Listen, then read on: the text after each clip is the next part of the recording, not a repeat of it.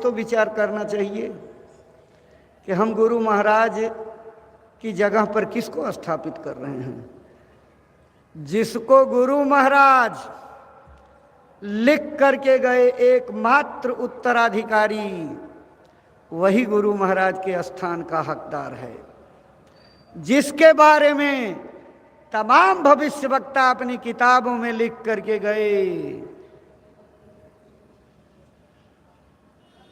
लाम डेंग रंपा की किताब उठा करके पढ़िए, जिसमें आने वाले विश्व के नेता के बारे में वर्णन किया गया है।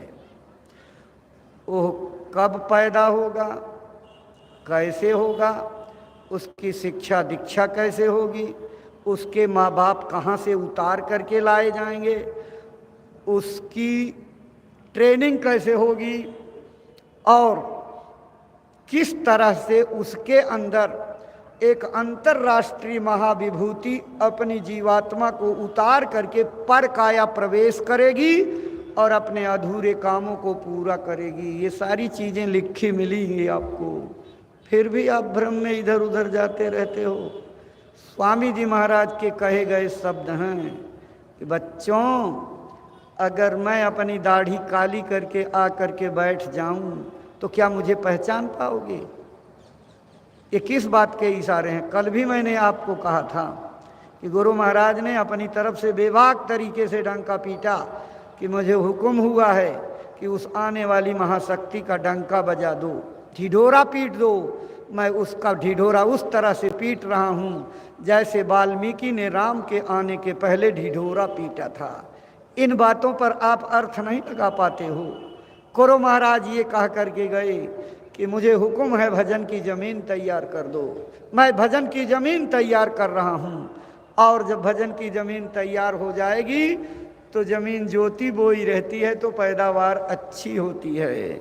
ज़मीन तैयार रहेगी तो आगे पैदावार अच्छी होगी। मुझे हुक्म है तुम ज़मीन तैयार कर दो। मैं ज़मीन तैयार कर रहा हूँ। सत्संग सुनाने वाला, पार करने वाला आगे आ रहा है। जब सत्संग सुनाएगा तो जिस मंडल की चर्चा करेगा, जीवात्माएं जागृत होकर के उस मंडल में पहुंच करके आनंद लेंगी। और जब सत्संग सुनाना बंद करेगा, नीचे उतर करके आएंगी और आधे घंटे एक घंटे में लोग हेलीकॉप्टर हवाई जहाज़ों को पकड़कर अपने अपने मुल्क को चले जाएंगे। ये कितनी दूर की बात का इशारा किया है।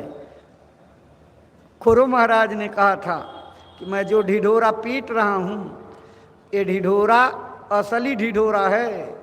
मंच पर बैठ करके कही गई मेरी एक भी बात इधर से उधर नहीं होगी।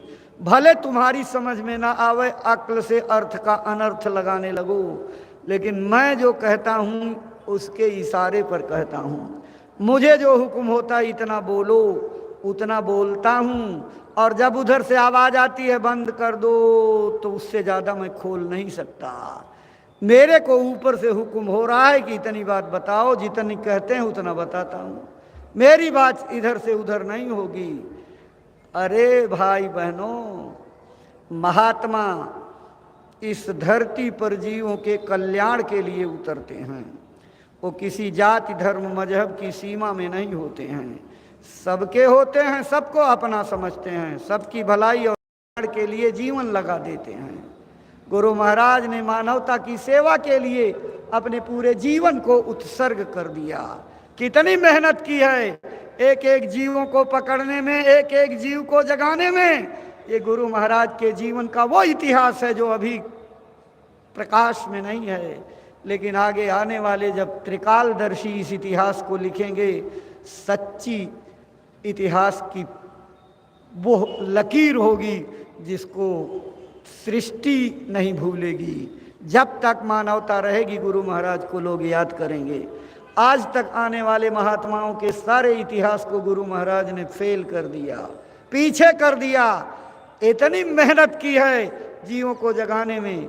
अच्छे समय में तो कोई भी जगा करके काम कर सकता, लेकिन विकारों के फैलाव के समय में, कल युग के मलिन युग में इतने लोगों का जो है जमघट तैयार करना, ये साधारण नहीं असाधारण काम है, एक्स्ट्रा ऑर्डिनरी काम है जो गुरु महाराज